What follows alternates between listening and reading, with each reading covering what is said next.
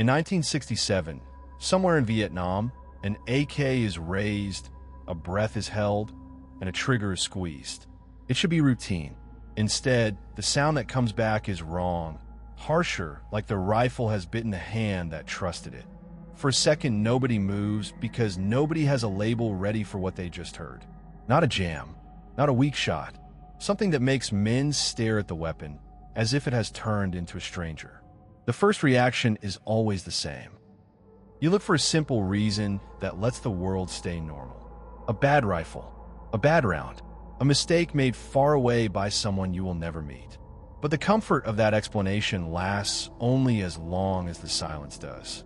Because in Vietnam, nothing stays isolated. Gear is captured, traded, shared, dug up, and passed along. Ammunition travels through hands, through caches, through packs, through rivers of mud and bamboo. One strange failure is unsettling. Two feels like a pattern. And when it starts to feel like a pattern, the mind stops asking what went wrong with that rifle and starts watching every magazine like it might be the next one. That is how the trap works, and it is almost unfair in how simple it is. It does not need to happen often. It needs to happen rarely and unpredictably, so nobody can prove they are safe. The moment you cannot prove you are safe, you change. Men slow down. They hesitate before loading. They stop trusting supplies that used to feel like lifelines. A unit can handle danger in front of it. What drains it is danger that might be hiding in its own pocket. And that is the strategic point. This is not about winning a firefight in the trees. It is about stealing confidence without firing a shot. You do not have to destroy every rifle. You only have to make every rifle feel suspicious. Because once the idea takes hold, the enemy starts paying attacks that does not show up in casualty numbers. Attacks of delay, attacks of doubt, attacks of small arguments, and second-guessing that add up over weeks. Vietnam is a war where time and rhythm matter.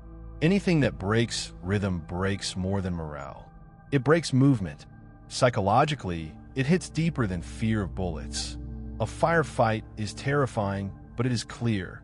You know where the threat is. A hidden threat inside your own equipment is different. It makes you feel trapped. It makes you feel foolish for trusting something you were taught never to question. It makes you suspect the people around you, because if the danger is inside your supply, then someone had to let it in. Suspicion is contagious. It spreads faster than any patrol can run. So the rumors start. Quiet stories at first. A rifle that blew apart. Then another one, somewhere else. Not enough for certainty, but enough to make the story travel. Some men call it bad luck. Others call it sabotage. And even the ones trying to stay practical cannot ignore a brutal truth. If it is sabotage, the worst part is that you cannot spot it by sight. The round looks normal. It sits with the others. It waits. That means you do not know which cache is clean, which route is safe, which batch can be trusted. It means the problem is not only on the battlefield. It is in the supply chain. And once a war reaches your supply chain, it reaches your nerves. This is where the numbers stop being trivia and start sounding like intent. This was not a one-off accident. It was prepared, counted, and designed to move quietly. One figure survives like a fingerprint from the whole scheme. 11,565 sabotaged AK rounds, altered with one cold goal in mind: to fail in the most frightening way possible, in the hands of the person who believed the rifle was reliable. And that number creates the loops that matter, without needing to say them out loud. If thousands of rounds were prepared, someone had a system for it. Someone had patience. Someone understood how enemy ammunition flows through a war like this. Someone knew exactly where a single bad round could disappear among normal ones and still find its way into a chamber. And if the goal was paranoia, then the explosion was never the whole point. The point was what happens after, when everyone starts wondering whether the next magazine is safe, whether the last shipment can be trusted, whether the person who handed you that box is still an ally. Because that is the real horror of this method.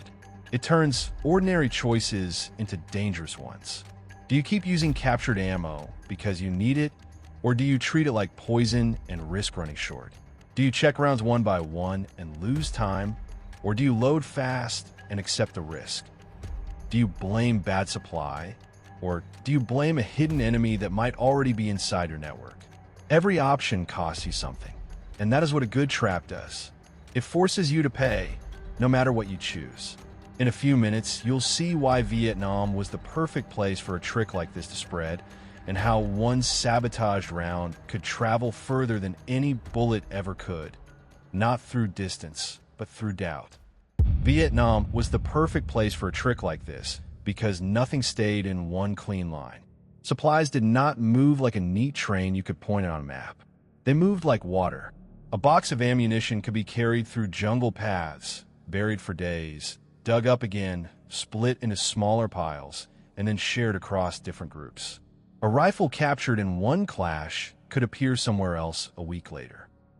A magazine could be topped up with a handful of rounds from 3 different sources, and nobody would be able to say which one came from where.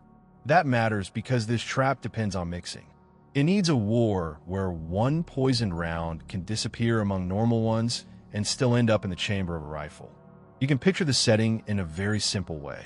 Routes, caches, capture, reuse. That was the rhythm. A hidden supply point in the jungle. A quick raid. A rushed retreat. Ammunition left behind. Ammunition taken. Ammunition recycled. And when you live like that, you also learn to accept that some things go wrong for ordinary reasons. Heat, damp, mud, rough handling, old storage. So if a weapon fails once, the mind has plenty of believable excuses ready. That is what makes sabotage so slippery. It can hide inside the normal mess of the war and still feel intentional at the same time. Now, the key detail. The trap works better when it is rare. If every rifle exploded, the enemy would quickly know something is happening and they would change their behavior in a clear, organized way. But one bad round among hundreds does something more subtle. It creates uncertainty without creating certainty. It forces every soldier to wonder, not are we under attack, but when, and that is a different kind of fear. It turns routine into risk. It turns the act of loading into a small gamble. This is why one poison round can be stronger than 1,000 normal bullets if the goal is fear. 1,000 bullets can kill people, but they do not automatically change the enemy's relationship with their own equipment. One poison round can, because after the first incident, the damage does not end with the blast. It begins. Men start hesitating. They start checking. They start arguing. They start whispering about where the ammunition came from. They start treating their supply chain like a suspect. And once a force starts doubting its supplies, it pays a hidden price every day. Time lost, rhythm broken, confidence drained. Vietnam rewarded that kind of pressure. Movement and timing mattered. Decisions were often made fast, under stress, with incomplete information. So anything that slowed the enemy down without a firefight was valuable. If they stop to inspect rounds, they lose momentum. If they refuse to use captured ammunition, they become more dependent on their own supply routes, which makes those routes more precious and more vulnerable. If they fear their own caches, they waste energy relocating them, guarding them, arguing over them. The trap does not need to win the war on its own. It just needs to nudge the enemy into choices that make them weaker. And we know this was not just theory, because the operation was designed around exactly this reality. The sabotaged items were not only AK rounds. Technicians also prepared heavy machine gun ammunition and 82mm mortar shells, the kind of weapons that draw crowds when they fire. That is important because a failure in a mortar tube or a heavy gun is not private. It is witnessed. It becomes a story instantly. It spreads faster. It makes people feel that the danger is bigger than one unlucky rifle. It makes them feel surrounded by a problem they cannot see. There's also a second layer that makes Vietnam ideal for paranoia. The jungle already teaches you that the unseen matters. You cannot always see the enemy. You cannot always see the trap. So when a weapon fails in a shocking way, your brain does not reject it as impossible. It accepts it as the sort of cruel trick this war produces. That is how suspicion becomes contagious. Even men who never see an exploding rifle with their own eyes will change their behavior after hearing the story from someone they trust. Stories move faster than facts. And in Vietnam, stories were a form of survival. Now here is the part that turns this from a mechanical trick into a psychological operation. A trap like this is strongest when it does not only scare individuals, but steers blame. If the enemy thinks the problem is random, they stay tense, but they do not know where to aim their anger. If they think the problem comes from a specific source, then the trap starts breaking relationships, not just weapons. And that is where the planners went further. They did not rely only on explosions. They reinforced the fear with a narrative designed to travel in the same channels as the ammunition. The goal was not simply to injure. It was to fracture trust inside the enemy's system. To make fighters question their own supplies. To make them question the people who provide those supplies. To make them wonder whether their allies were sending them dangerous equipment, whether quality was failing, whether someone was cheating them, whether someone was selling them death by mistake or by neglect. In other words, the trap aimed at the nervous system of the supply chain, not the body of a single soldier. And that is why Vietnam was perfect. Because supplies were constantly moving, constantly being mixed, constantly being reused. Because rumors moved faster than proof. Because stress made people hungry for explanations. And because once a force begins to suspect its own ammunition, every decision becomes heavier. Every shot becomes a question. Every cache becomes a doubt. In a few minutes, you will see the second weapon behind this operation, the one you cannot hold in your hand. The false story that was planted on purpose so that when rifles started failing, the enemy would not only fear the ammunition, they would start fighting over who had poisoned it in the first place. If you only look at the explosion, you miss what this really was. The sabotage round was the loud part, the part that people remember because it is dramatic. But the operation was built like a story, not like a single hit. A story has pacing. It has timing. It is just enough proof to feel real, and just enough mystery to keep people guessing.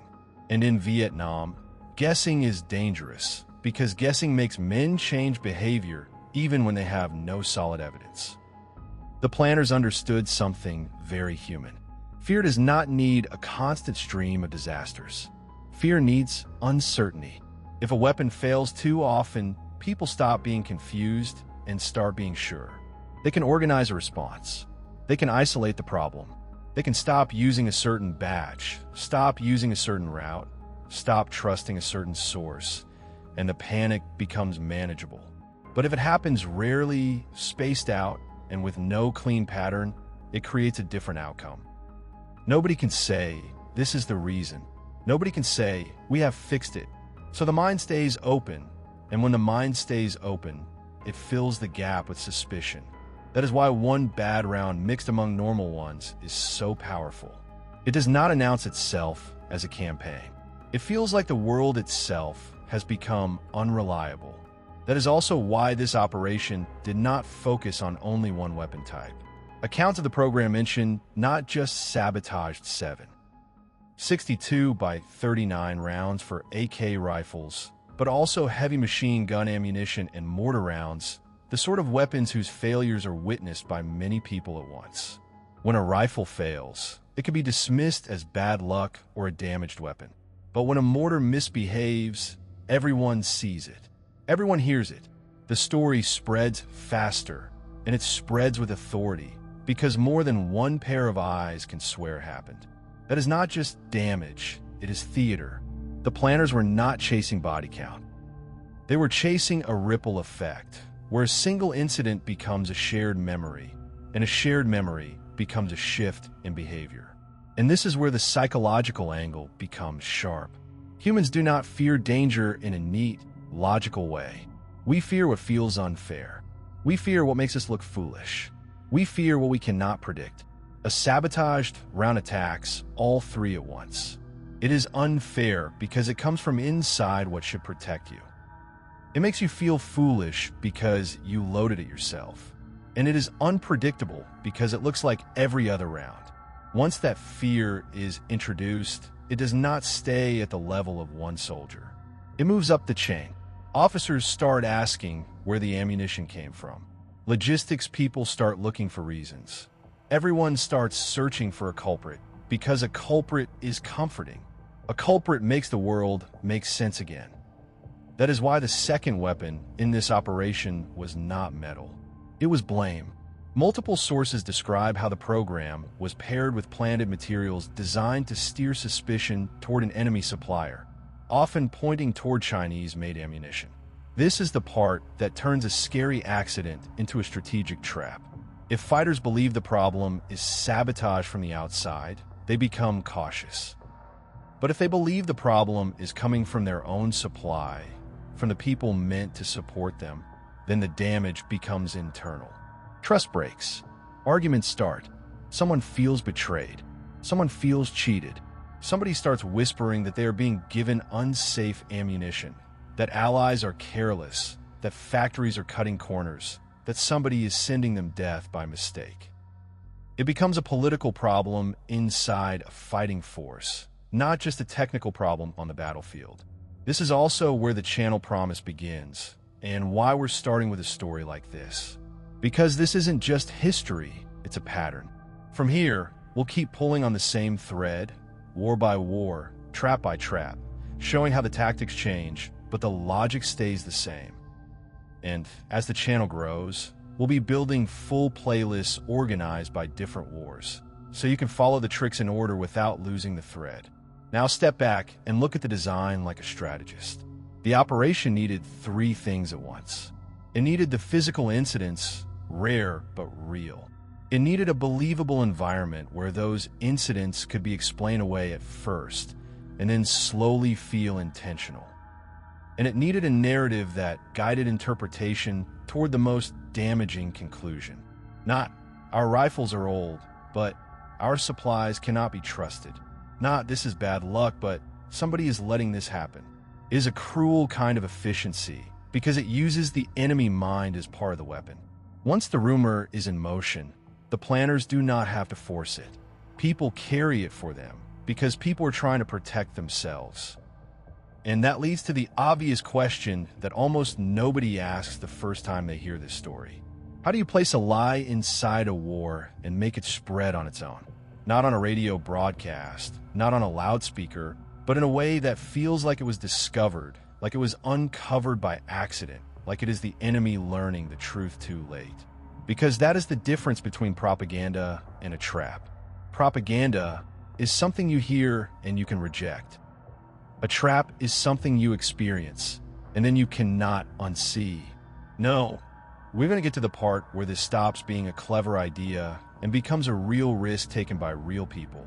Because none of this works unless someone can place the sabotaged ammunition and the planted story where the right hands will pick it up.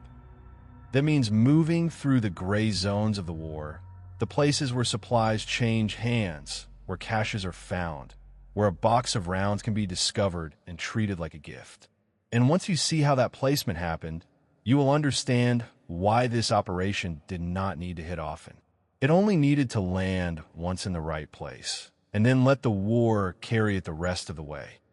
For a trick like this to work, it cannot be thrown like a grenade. It has to be placed like a seed, quietly, patiently. In a war like Vietnam, that meant using the moments where the battlefield and the supply chain touch. The gray areas, the places where equipment changes hands and nobody can prove who touched it last. Because the hardest part was never the idea. The hardest part was placement. How do you get a poison round into enemy hands in a way that looks natural? Not like a gift, not like a trap, just like another handful of ammunition in a war where ammunition is always moving.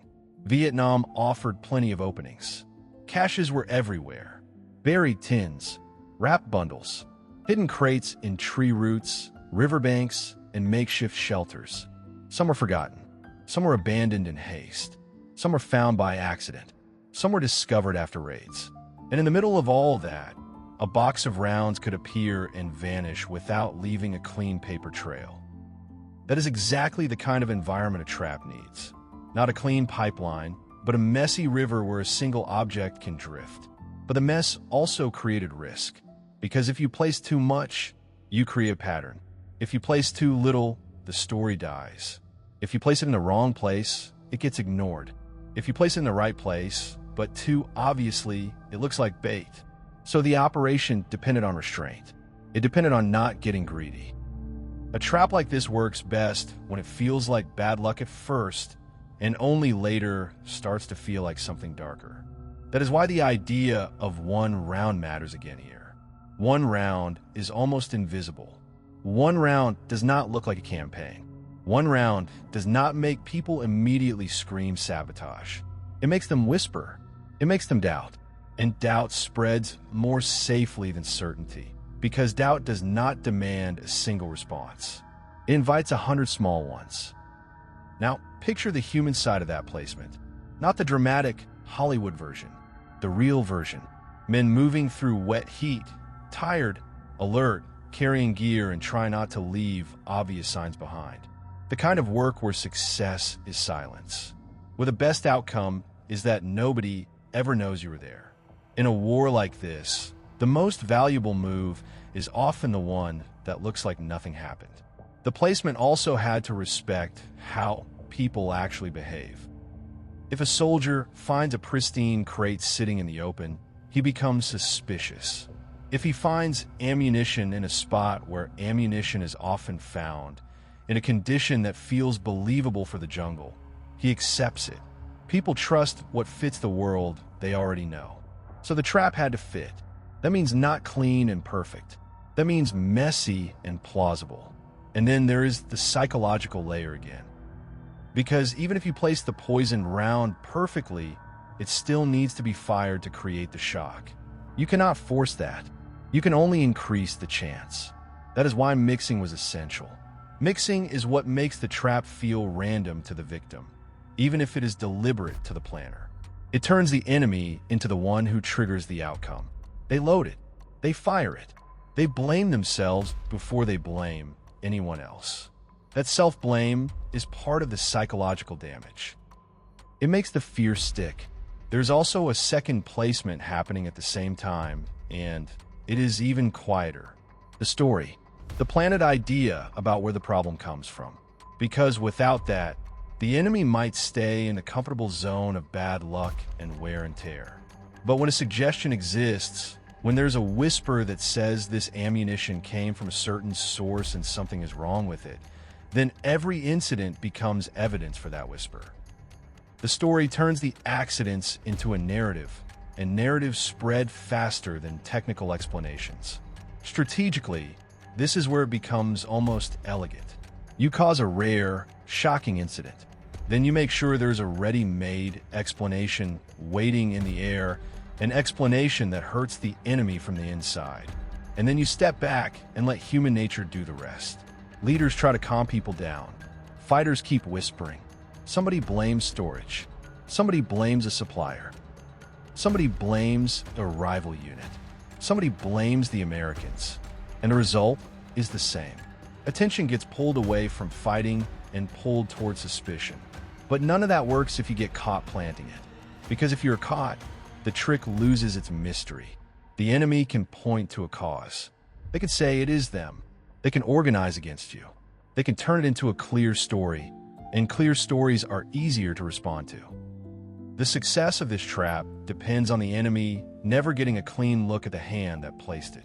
That is why the risk was not only physical, it was political. If the enemy proves sabotage, the consequences travel upward.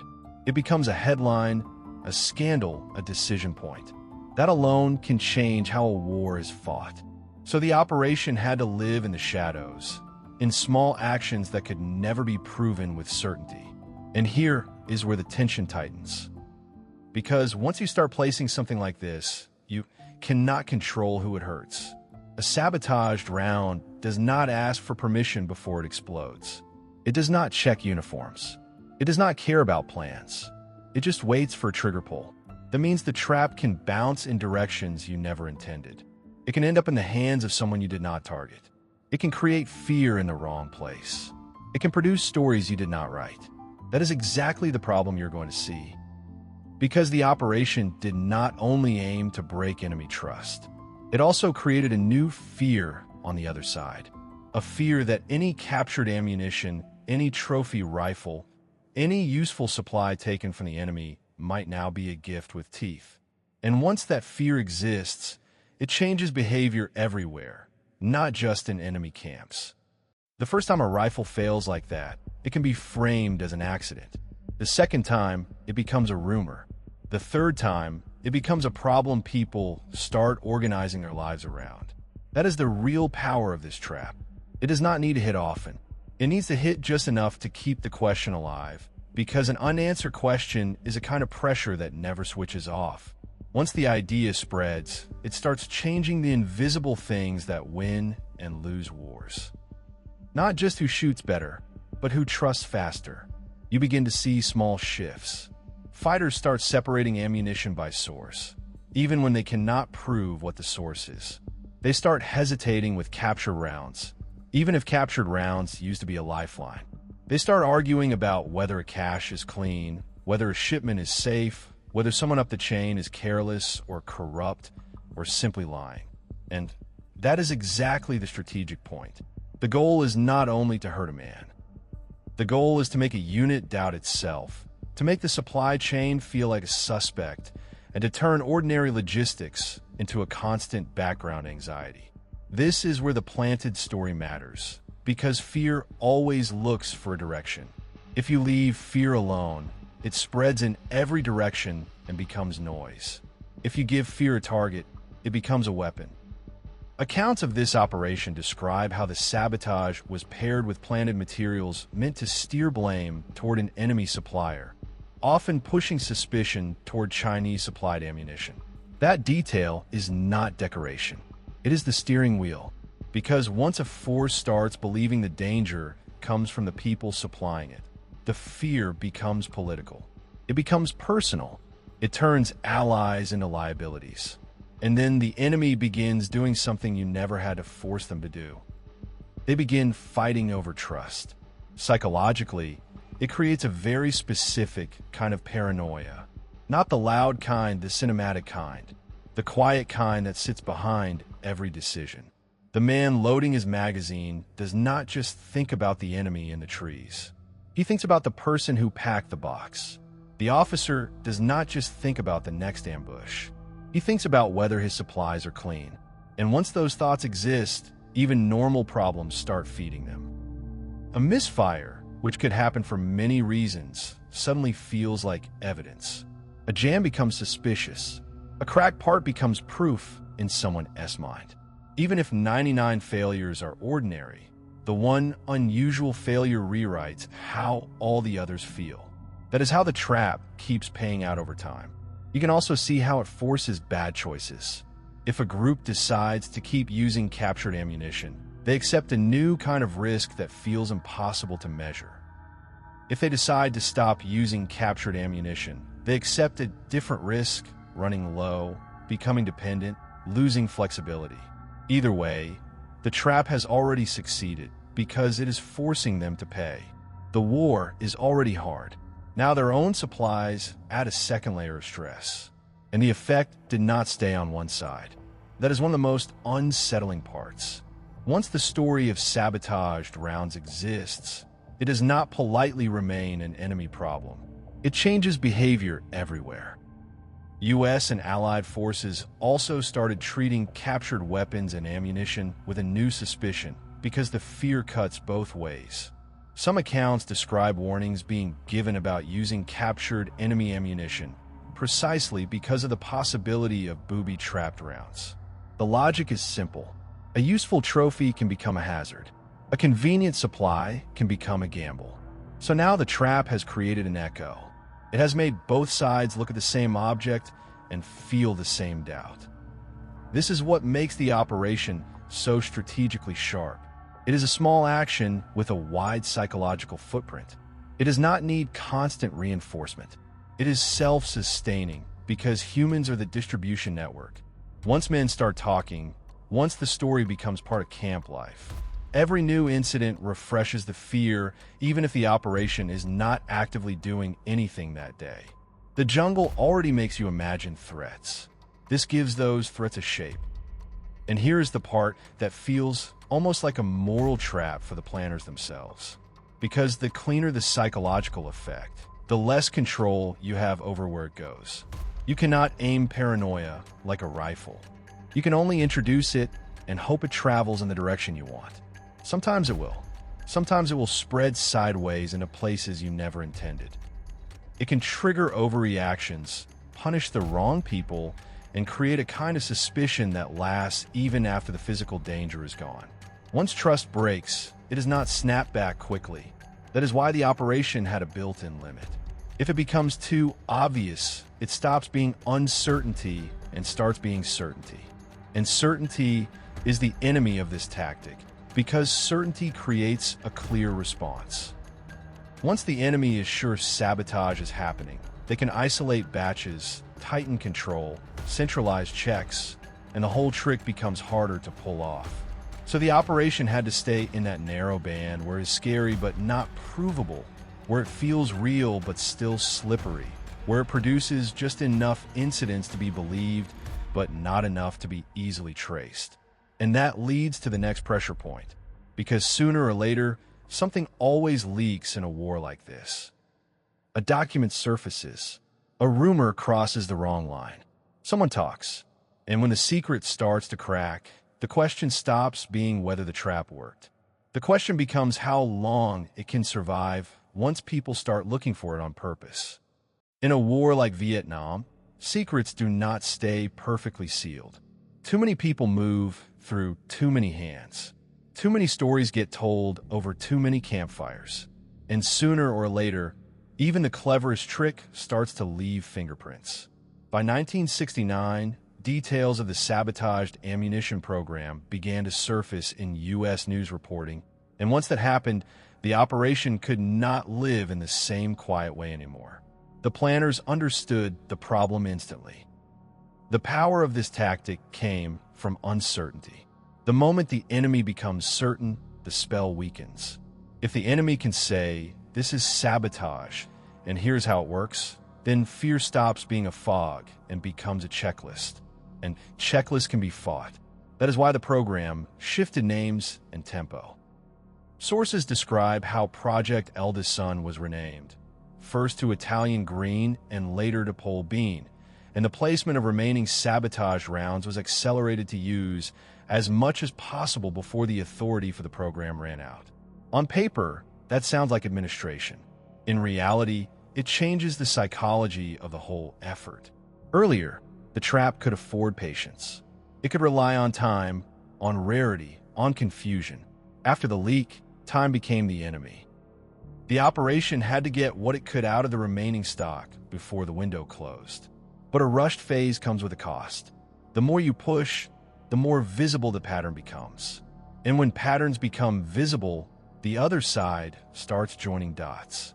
Some accounts note that these conditions helped communist forces work out the true cause of the weapon failures. Not everyone needed proof. In a setting like Vietnam, suspicion is enough to change behavior. Once the idea is widely believed, even a small number of real incidents can keep the fear alive. But once the mechanism is understood, the fear becomes less magical and more practical. People begin reacting in clear ways. They tighten control of stores. They separate ammunition by source. They treat certain supplies as suspect. They become more careful about what they pick up and reuse. The trap still hurts, but it hurts differently. And here is the uncomfortable truth. Even when the enemy starts to understand the cause, the psychological damage does not simply vanish, because trust is easy to break and slow to rebuild. Even if you tell a fighter, "We have checked the ammunition," the memory of a rifle failing in his hands is not erased by reassurance. The image stays. The hesitation stays. The small pause before loading stays. And that pause is a cost paid again and again, especially in a war where seconds matter. This is why the program did not need to place every sabotaged round for it to have an effect. The goal was doubt, and doubt can outlive the physical danger that created it. There was also another consequence that lingered on both sides. Once the idea of poisoned ammunition enters a battlefield, it changes what people do with captured equipment. It changes what they're willing to pick up, what they're willing to fire, what they're willing to hand to a friend. A captured rifle stops being a simple advantage and starts feeling like a risk you cannot measure. That fear spreads quietly because it feels sensible. It feels like caution. And sometimes the hardest fears to shake are the ones that look like wisdom.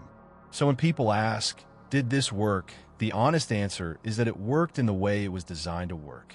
It created more fear than damage. It created more hesitation than headlines. It made men question the safety of the supplies meant to keep them alive.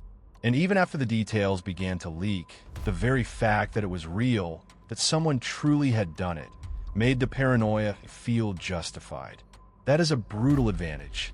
Once a rumor becomes confirmed history, it stops being a ghost story and becomes a warning. But this is where the story tightens toward its real ending, because the ending is not a clean victory parade. The ending is a question. What do you actually win when you win through doubt? How much damage counts when the main target is the enemy mind? And what happens to a war when both sides begin to believe that even the most basic tools can be turned against them? No, we're going to close this out by looking at what this trap really achieved and why it still matters as a template. Not because it was the biggest operation of the war, but because it shows how a tiny, invisible change can make an entire system feel unsafe. And once a system feels unsafe, it starts tearing at itself from the inside. By the end of this story, the most disturbing part is not the broken rifle. It is what the broken rifle represents. A weapon exploding is a physical event. But what this operation really attacked was the one thing every fighter needs more than food or sleep. Certainty. The sense that at least one part of your world will behave the way it should. That is why a single sabotage round can do more than 1,000 normal ones. Normal bullets belong to the rules of war. You expect them. You train for them. You fear them, but you understand them. A sabotaged round breaks the rules. It turns the safe action into the dangerous one. It makes the threat feel like it is already inside your hands. And when a war makes you feel like that, it does not just injure bodies. It wears down decision-making. Because once doubt enters the supply chain, everything becomes heavier. Every magazine loaded has a small question attached to it. Every captured cache becomes a debate. Every misfire becomes suspicious. Every officer gets forced into choices that all have costs. Do you check and lose time, or move fast and accept risk? Do you trust what you capture, or refuse it and become dependent? Do you blame bad storage, or blame sabotage and ignite paranoia? The trap succeeds the moment the enemy starts paying a tax either way. And this is what makes it strategic rather than simply cruel. It aimed to steal time, rhythm, and trust. It aimed to pull attention away from fighting and drag it into suspicion. The planners did not need constant explosions. They needed the idea of the explosion to live on, traveling through rumors, through caution, through the way men look at each other after something impossible happens. Once that idea is planted, the war itself keeps watering it. It also shows you something uncomfortable about psychological warfare. You do not need to persuade someone of a complicated argument.